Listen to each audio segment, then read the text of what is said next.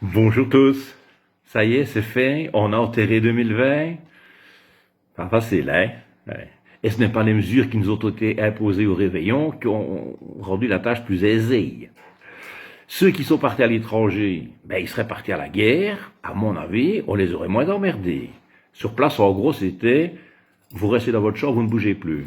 Mais alors, au retour, ramonage du pif, SMS de mise en garde, SMS de mise en demeure, questionnaire de 30 pages, re-ramonage du pif, contrôle de douane, mise en quarantaine, mandat d'arrêt ou bracelet électronique suivant les résultats. Bonne année!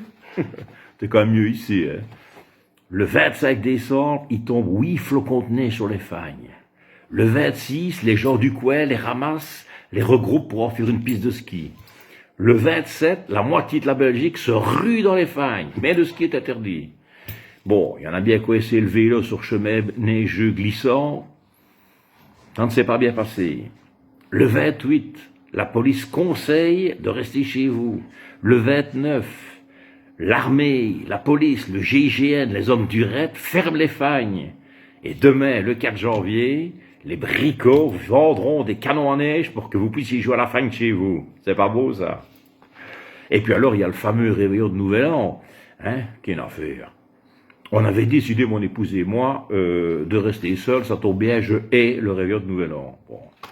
Alors, 8h30, on attaque tous les deux le bloc de foie gras prévu pour 12.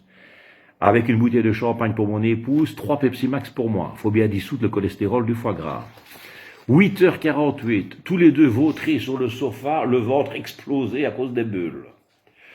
En avant-soirée, j'avais eu l'imprudence de poster une photo de moi où je vous souhaitais une bonne année.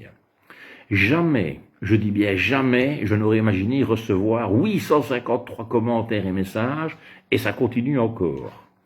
Les notifications, ding, ding, ding, ding, on aurait dit que je joue du piano.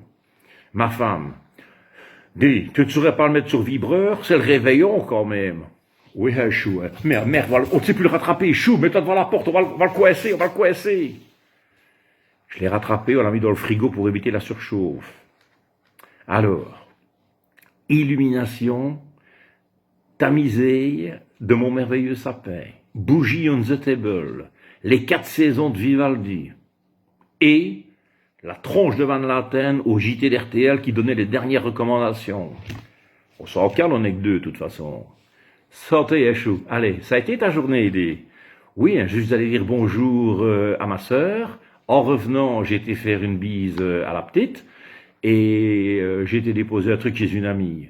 Mais tu es dingue, mais t'es folle sans doute. Tu viens de dire ça devant Van Laten qui te voit en plus.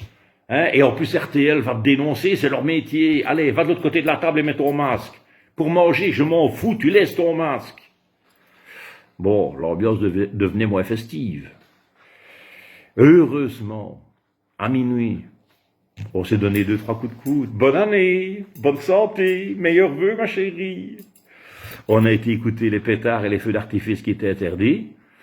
Et nous voilà prêts à passer et à vous souhaiter une bonne année. Voilà, mes amis. Allez, abonnez-vous vite à www.marc-withdraw.be sur mon site. C'est gratuit.